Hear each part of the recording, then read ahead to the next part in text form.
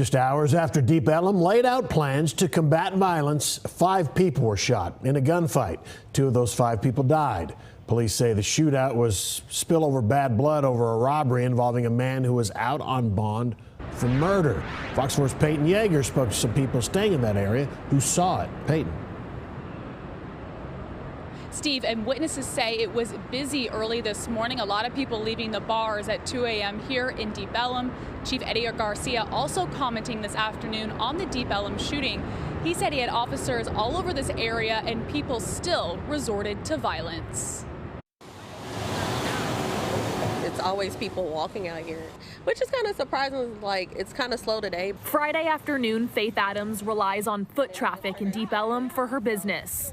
But this Friday, she can't help but notice her usual neighboring vendors are absent. I don't know. I was wondering too. Early Friday morning, as the bars were closing, 5 people were shot just 1 street over at the intersection of Elm Street and Malcolm X Boulevard.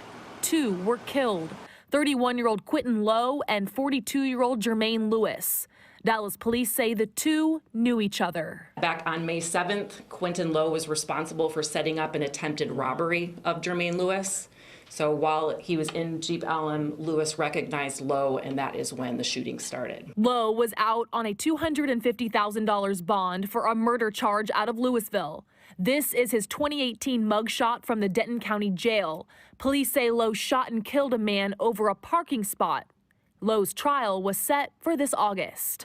According to police, Lowe, Lewis, and a 3rd man identified as Anthony Barrow all pulled out guns and started shooting. Barrow, Lowe, Lewis, and 2 other people who weren't firing a gun were all hit. Yeah, like this. Christian Lefebvre heard the gunshots from inside the hotel he's staying in across the street.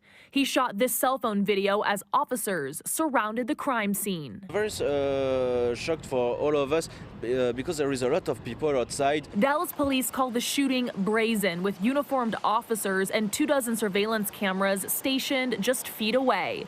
The shooting took place 1 day after the Deep Ellum Foundation unveiled a new security plan, increasing visibility in response to recent late-night violence. I'm celebrating my birthday here next weekend, actually, because people need to know that it's still safe. But Fabian Granada says he will stick to his decision to only visit Deep Ellum during the daytime. I don't come here after hours.